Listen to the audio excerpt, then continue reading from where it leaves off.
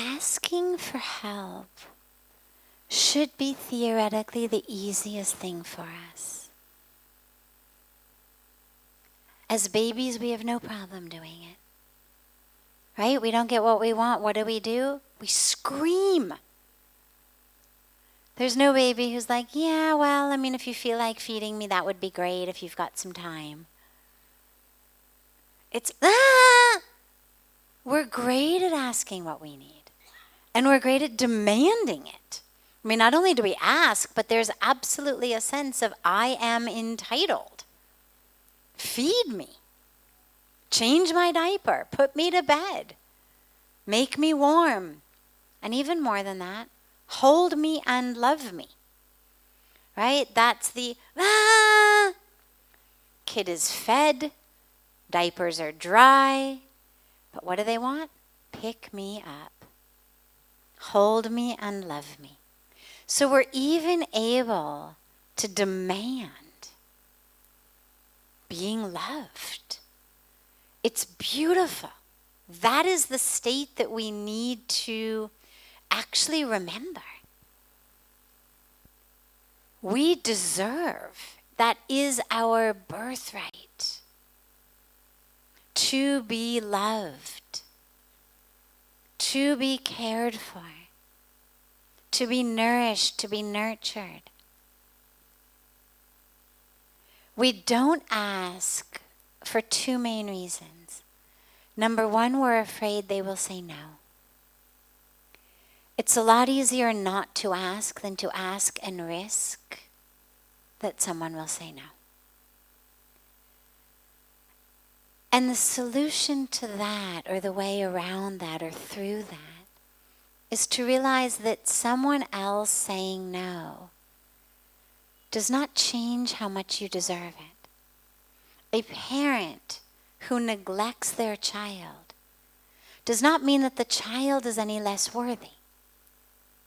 If a child screams to be fed and the parent ignores them, that's what we call child abuse.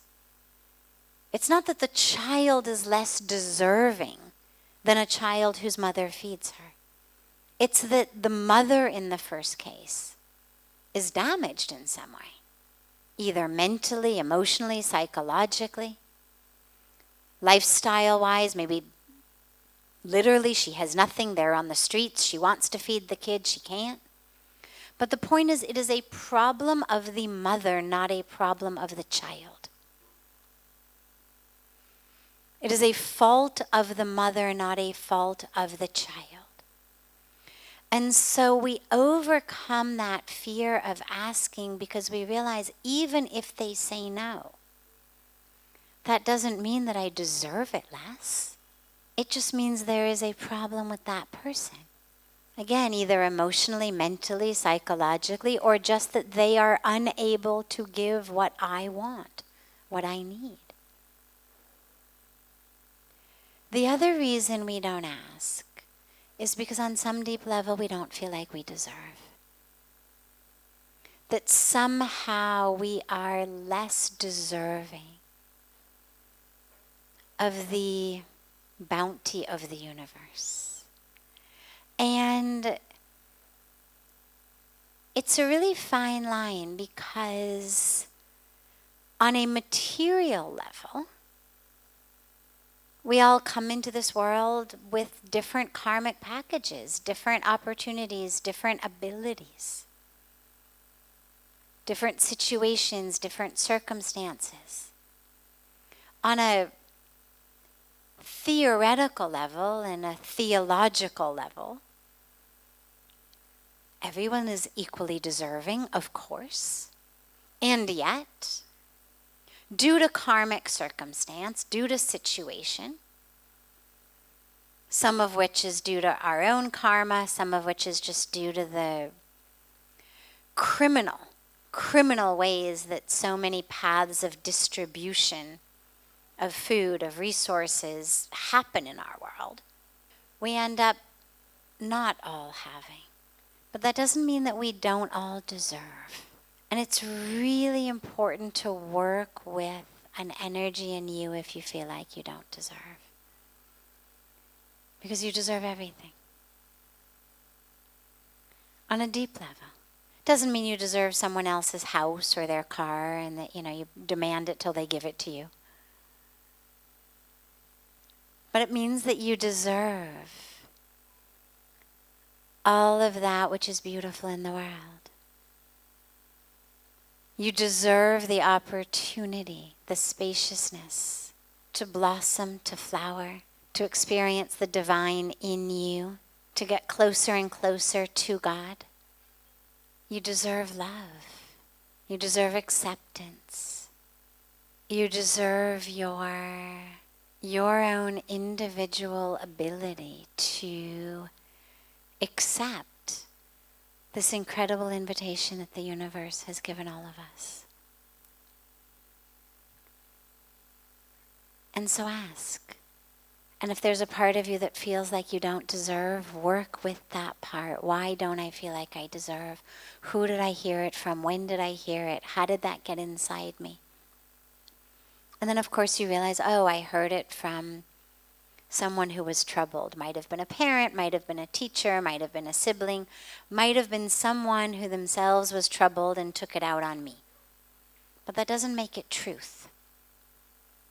And that's really important to realize, because we all move through the world with false beliefs about ourselves and about our worthiness based on things that we were told or experienced mostly when we were young, mostly by family of origin or teachers or something in those early years that makes us feel somehow less than. And it's so important to be able to look back and to say, oh yeah, here's what was going on for my mom at that time, for my dad at that time, for my teacher, for my whatever it was. Here's why they were not able to give me the messages that really were right, that I really needed to hear. And then you forgive them. But you don't continue to live according to what they told you. If you're my kid, and I'm stressed and miserable and drunk and furious at something, and I say to you, you are a worthless piece of junk. Well, that doesn't mean you are. That means I get an F in parenting. But it doesn't mean it doesn't mean anything about you.